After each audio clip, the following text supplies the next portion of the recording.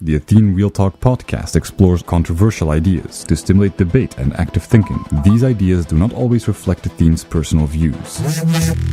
Welcome to the Athene Real Talk Podcast. He has been called the best gamer in the world, hands down. World-famous gamer and philanthropist Athene. Gaming for Good, it's called, has raised more than $20 million. Using his notoriety to raise money for charity. On activism, science, culture, and self-development. Proud to have him in the studio today. I would not want to take you on in a video game.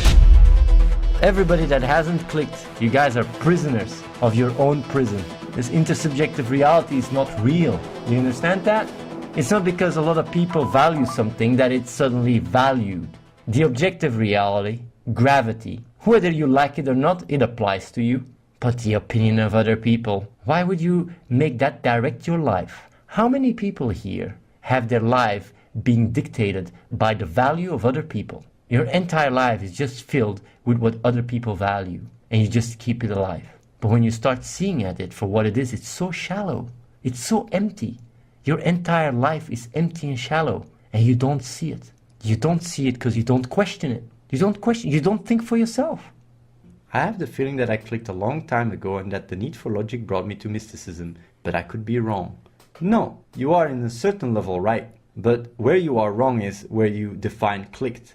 A lot of people think they clicked because they went through a paradigm shift. When you go through a paradigm shift, you feel ecstatic. You feel a lot of these clear-headedness and all these things because you changed your core value with something else. You changed it to mysticism. So in that regard, you didn't click. It's like someone that starts believing in God. But if you understand the neuroscience behind it, it's quite fascinating because you literally just connect this God concept to your reward center. And whenever you try to understand God, you feel good. But the beauty is if you do it with logic instead, you do it with everything that brings you about, with actually what you are. And that's where, you start experiencing no duality anymore. So yeah, you never clicked. You only experienced a paradigm shift, which is something that a lot of people go through, by the way. A lot of people message me saying, I know exactly what you say. No, you don't. Because you never aligned it with logic instead. You do it with logic, you're just a different person. So obviously, on a certain level, it won't satisfy you. Because what satisfies you is this mysticism. Because that's what you value on a core level. And that's the beauty of neuroscience. You start to understand that your entire reasoning is actually a slave of this core value. And that's where you're required to have emotional intelligence because you've got to be honest to yourself and understand why you think the way you think and what truly drives you. And when you go to the core, you start realizing, actually, it's because I have so much doubt and so many questions. And I just hold on to this mysticism because it gives me a level of safety. And then you go like, but wait a minute, logic can provide that much better. And then when you start loving logic, you can replace this stuff with logic. And honestly, you will be so much more in line with what you are. Because logic is what brought you about. And your path, your journey will be to understand it. No, like Athene says, what do you mean thinking visually or auditory? There's people that think with images when they think, and there's people that think with sound. I think with sound, I don't think with images. When I think, I never see anything. A lot of people don't know that, but you have visual brains and auditory brains. And when you are more visual, then imagining logic as a mother and visualizing can help a lot in making the click. While when you're auditory, it won't do shit. It's about having your inner child reject your core value by imagining it being a monster or something. Yeah, like the core value you're holding on to, you just make it look really bad and then you will push it away. Age 15 says, I think people with a wrong core value can't realize they are wrong because they are wrong at their very core. That's not fully true because if that was true, nobody would click. You can get to your core. You just have to be honest to yourself. Then how do we prove we are not enclosed in our core value of logic? Since logic is only right in the framework of believing in logic, exactly as with other people with wrong core values. I agree. On a certain level, you are emotionally attached to logic. But the thing is, logic is what you are on a fundamental level. That's why you need a leap of faith. That's why you need to trust it. So you could still argue and say, but maybe logic is flawed. Yes, maybe logic is flawed. But how likely is that the case? If you submit yourself to something, you're better off submitting yourself to logic, because understanding it is what brought about everything you have around you. You can still make an argument. What would you do? Submit yourself to comfort? To fitting in? What's the alternative? Logic is by far the best path to take. There is no other contestant, definitely in the time we live now. You know that 2,000 years ago it was logical to believe in God? That's why monetism came to existence, because it was logical. But now with all our insights, we don't need it anymore. There's something I wanted to tell you guys, and I wrote it in the step 4, so I'm still, updating the step 4 every day, making it better and better. And basically what it is, Being truly honest to yourself is essential. This means to understand the real motives of your actions. Understanding that they arise from what emotionally drives you on a core level allows you to scrutinize the reasoning and logic as you realize they are merely slaves to satisfy this core value. If this core value is not logic, you will face duality, and understanding it, which requires emotional intelligence, is crucial to overcoming it. And I see this more and more and more, and I'm more and more insightful about it. When you argue about the click, it's not that you're arguing with logic. You're arguing because it's creating dissonance with your current core value. And your current core value is literally trying everything to feed itself. It's very important to understand that, because if you realize this, it really allows you to even scrutinize your logic. Because you go like, holy shit, I'm just bullshitting myself. I'm actually not really, making these arguments for the sake of being rational, but just because I have this emotional need. Very important. And that's exactly the reason why I don't argue with people in the chat. Like, honestly, this is probably this is actually the most important thing I can say to all my critics. This goes to everybody that is very critical. Being truly to yourself is essential. This means to understand the real motives of your actions. Understanding that these rise from what emotionally drives you on a core level allows you to scrutinize your own reasoning and logic as you realize they are merely slaves to satisfy your core value. If this core value is not logic, you will face duality, and understanding it, which requires emotional intelligence, is crucial to overcoming it. I cannot emphasize it hard enough. When you are using your reason, it's not because you're rational or logical, but it's because you're a slave of your core value.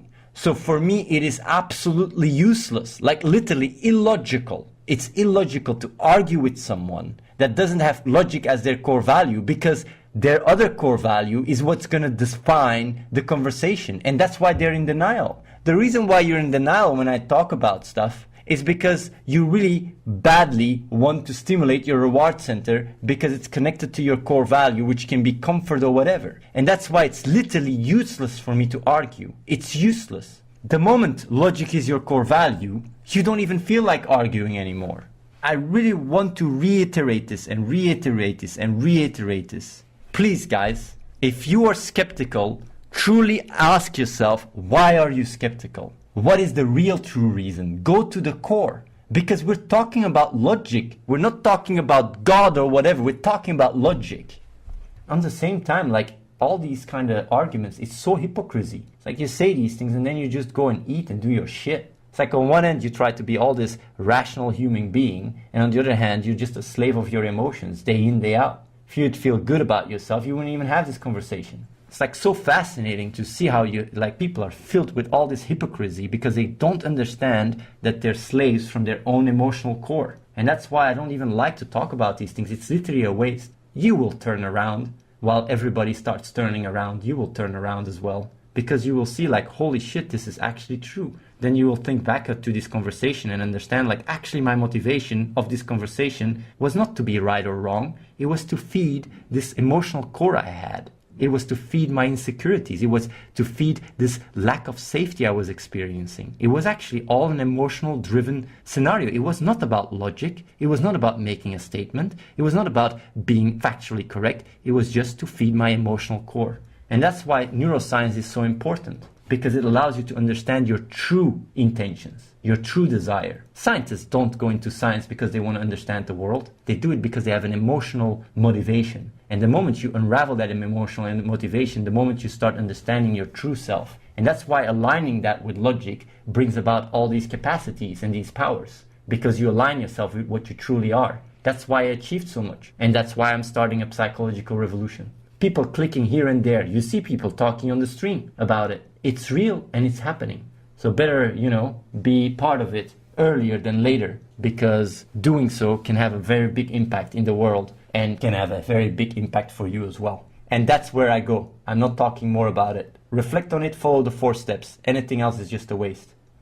But Boy says, so you only want to argue with people that already agree with you? No, it's not about agreeing with me. Like there, what you say there is a perfect example. So it's not about agreeing with me. It's about understanding what drives you truly. And if you understand that it's emotional, and that the reason why you even type this question in the chat is because it's emotionally driven, then you start realizing, wait a minute, I'm not trying to win an argument here, I'm just trying to stimulate my reward center by submitting to my current comfort value or whatever. So you're not saying this to have a rational talk, you're saying it to justify your current lifestyle. That's so important. Most people, when they argue, it's because it comes out of comfort. It allows them to just sit on their ass.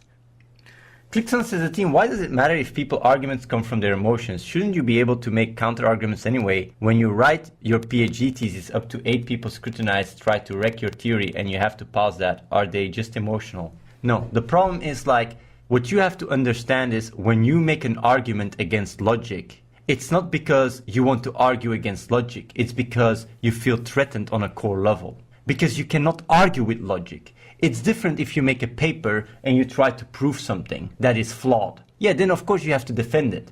But when it's about logic, you cannot argue with it because you need logic in order to even be able to argue against logic. It's literally the kind of stuff you cannot even overcome.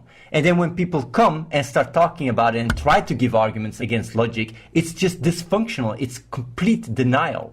Okay, if I would tell people like, hey, you guys gotta believe in Jesus or in God, I can understand you coming from, an emotional angle and give arguments. But when it's about logic, you just cannot. You cannot argue against logic because you need logic to argue. That's what arguing is. Arguing is the use of logic. What if the person's themselves logic is wrong and flawed? No, a person's logic can be incomplete. But as you get more and more knowledge, it becomes stronger and stronger and stronger. It's same with our understanding in logic.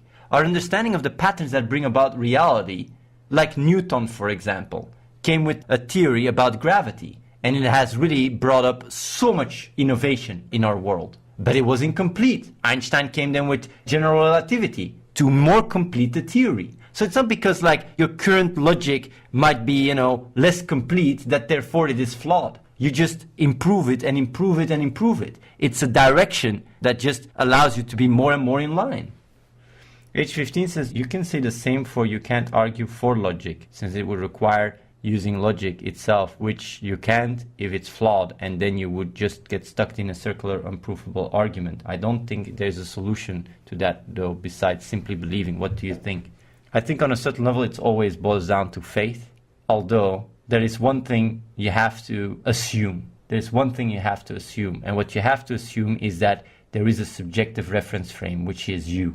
And the moment you assume that, you can look at your experience and then just see what the probabilities are of what brings about your subjective reference frame. But still, you always have to assume the reference frame in order to be able to make that prediction. But that's the assumption you start on. And the moment you start on assuming the subjective reference frame, you just look at your experience in the most unbiased way and you build arguments and understandings that allow you to be more in line with what you are or less in line with what you are. And there is where logic comes into place, because understanding logic is through experience what has given us more and more benefits. And this is actually like, I'm going to give you guys one of the most powerful arguments, by the way, that I use in my own life. And I was wondering if I should even write it in the book.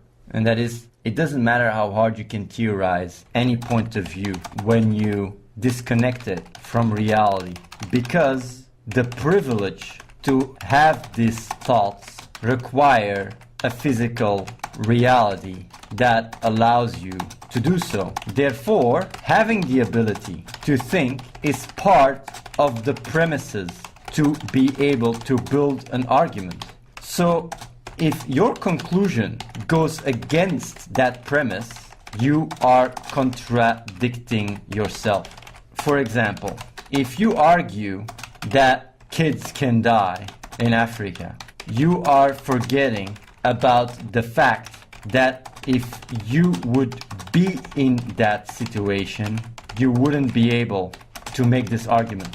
And therefore, the theoretical train of thought has to always make room for the practical reality. Else you are contradicting yourself. And this goes to all the fucking intellectual masturbators. You cannot argue against it. It's impossible. Because you need a practical environment in order to even make this statement. You need the education. You need your situation. So if your argument goes against it, you didn't put it as part of your premises. Therefore, you cannot come to a conclusion that goes against it. This is literally the checkmate of any guy that is intellectually masturbating in their ivory tower. Because you need the ivory tower to make your argument. Without the ivory tower, you wouldn't be able to make the argument. So it has to be part of your premises. You remove it from your premises, you're going against logic. And that goes to everybody here that comes and jacks off with their bullshit. There is nothing you can argue against this.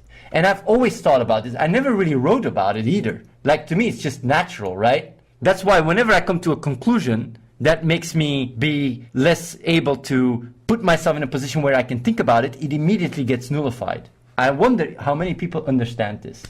A premise is what you use to make a conclusion. In the premise, what is required is your ability to make the premise. I wonder, like, people might not even understand it, but I just think extremely logical. And that's why the practical reality always overrides. All my theories, the practical reality will always win. That's also the reason why I'm so skeptical. I'm so harsh to myself. If the reality goes against what I think, my theory, drop it in the garbage. I don't understand why you had to click 20 years, you're pressing it so hard now. I remember when you did YouTube vids playing Holy Pala and acting like a troll. I don't remember these kind of talks 7-8 years ago. You gotta thank Reese for that. I've been talking about the click for 15 years with him. And he just told me it was not true. He told me it was me being special. Same with Ian and Dean. And the reason why they left is because of that, by the way. It's one of the reasons. Because I was always extremely irrational and pushing it and saying you guys can change. You just gotta value logic. When Ian and Dean left, it was a reality check for me. I was like, okay, maybe I am different. I'm just patch it up. So I was patching up Reese. You can talk to me. He'll just say it's true. I was patching him up for 15 years. Well, not for 15 years, for the last 7 years or something. But the simple click was already like, we had the documentary. Athene's Theory of Everything was actually first called a simple click. But I didn't know if it worked or not because I didn't have a proof of concept. I needed a proof of concept to know whether it worked. It's only when Katarina clicked, what is it, a week ago, like 10 days ago, that I was like, okay, this is actually, this entire click thing, this entire paradigm shift is actually working. And then I did it on Reese, and then it started snowballing from there. Like, I waited 20 years for proof of concept because I'm a scientific person. I'm not going to go around and say like, yeah, this. I knew it, that it worked for myself, but I thought maybe I'm just an anomaly. Who knows? So it took me so long to find a proof of concept, not to figure it out. I knew this shit already a long time ago. You want an afterlife, right? Why do you want an afterlife? Because I will just make the talk, by the way, for you. I can just answer all the questions for you. So why do you want the afterlife? Because if there is no afterlife, my life is meaningless. If I die, it's over. But what are you? I am Ape Cubs. I've done all these things. I've experienced my life. I have all these achievements. You'd have a strong sense of identity, a strong story. It's like, but is that what you truly are? Yes, obviously, this is who I am. But if you just look at your neural activity, you're ever changing. Like, factually, you're constantly a different person, constantly a different entity. There is no such a thing as Ape Kivufs. It's just an idea in your head. That's not true. Like, I can really state, that I am this person and this is what I've achieved and this is who I am. So what if I would clone yourself? I just make a clone. What about the clone? Well, it's a scary thought, but like, I'm not the clone, right? I mean, I'm the original, but like, just as a thought experiment, imagine you're the clone. You start deconstructing the idea of what you are. And the moment you understand that, you're constantly ever changing and that there is no such a thing as I cavers or whatever, you start understanding that, just as much as you have fear to die, you basically might as well have fear that you're dying every single moment because you're constantly a different person, different entity. The reason why you are afraid of death is because you are attached to your narrative, attached to an identity that is not in line with what you are. Of course, fear of death is normal if you are in a situation where you are threatened, but else it's just an idea in your head. First of all, what I wanted to say is about the ethical compass. You don't need ethics in order to have morals that benefit other people. And let me tell you why. One of the most powerful logical premises is basically when you click, there is something I never talk about, and I'm going to talk about it now. I'm going to address it, and I'm going to also talk about the way of overcoming it really easily, is you don't experience guilt anymore, because it's illogical. So basically someone that clicks just does what's most logical and does not experience guilt. It doesn't matter what he does. because it was the most logical thing to do at that point. And even if it harms someone or whatever, it's like, in retrospect, I just did what I thought was best and most logical based on my information.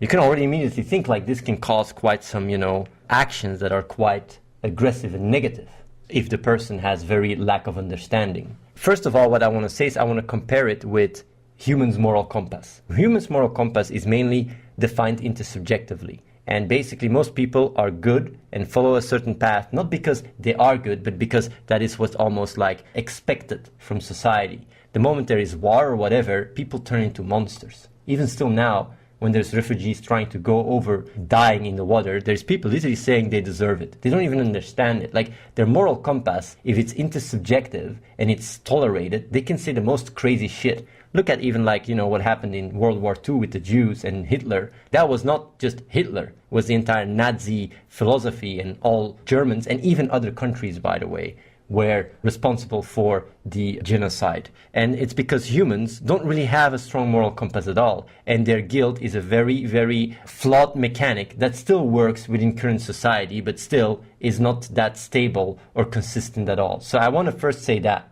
So basically, with someone that has logic as their core value, it doesn't matter what happens in the intersubjective reality. Even if the world starts falling down and there's World War II, I'm not going to lose my morals and start killing people or start looting or whatever. I'm always going to be very morally in line. So you might say yeah, but what if someone doesn't have your insights? One of the only things you need to have a moral compass as someone that has logic as their core value is to understand that if you take an action that judges or decides the faith of someone else in a negative way, that you always have to realize that your ability to come to that conclusion required the awareness and the insights you have. And that is part of the premise. So if you judge someone or decides of the fate of someone without imagining that that person might as well be you, then as a result, you cannot go from your perspective and impose that. So to give you a more practical example to make it understandable is,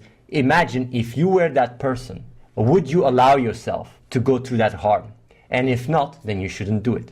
And that is why the first thing you want to do when you have logic as a core value is to spread it. You want to spread it to as many people as possible because you feel a very strong level of equality. You know that there is no difference between you and someone else because you don't have identity. And therefore, the best thing you can do is to make sure that you increase these people's awareness and get them to the point where you are so they can think logical. And that is an extremely powerful moral compass because you can almost not do any harm. Of course, if there is one mass murderer spraying everybody and you can shoot him, you'd do that because you'd save all these other people. But I'm just saying, if you think logically, understanding that you cannot put in the premises, that forgetting to put in the premises, your ability to come to the conclusion required the awareness, allows you to have a lot more understanding and a lot more awareness when deciding about the faith of other people. And that's why, as a politician, you would have a very big moral compass that reaches even further than anyone else on the planet. And that is why you don't need ethics. Because on a fundamental level, there is no difference between me and a kid in Africa. Merely the awareness and understanding that allows me to project and really see the other person and understand that if that person would go through a similar awareness increase, he would come and become a person that is similar as me and be able to make his own logical choices, which is what allows me to even think about that person and have my opinion about that person to begin with. So it is part of the premises. Don't know how many people understood that, but it's important because the reason why I'm saying this is because Fabio was saying in step 4, I don't know if we have to go really deep. I say you have to explain these things because it's like what we're doing with logic. It's like coming out with the Bible without 10 commandments. I mean, people don't have the logical insight in order to have a strong moral compass. So if they think it's logical to start killing all the unclickers, for example, then they wouldn't experience guilt. So obviously you got to come and say you can't think like that because it's paradoxical, because that means you're actually imposing your own way of thinking without realizing that these people don't have the premise that you used to come to that conclusion, and therefore you cannot judge on their faith. You cannot decide their faith in a way that is harmful, and that's why it's important to help them grow their awareness to get there. And that's literally basically what Jesus said, don't do what you don't want them to do to yourself, but in a very structured, logical way. It's literally that in a way that really translates equality and everything. Subscribe to youtube.com/AtheneWins. Watch the live stream at twitch.tv/AtheneLive and follow The Real Athene on Snapchat.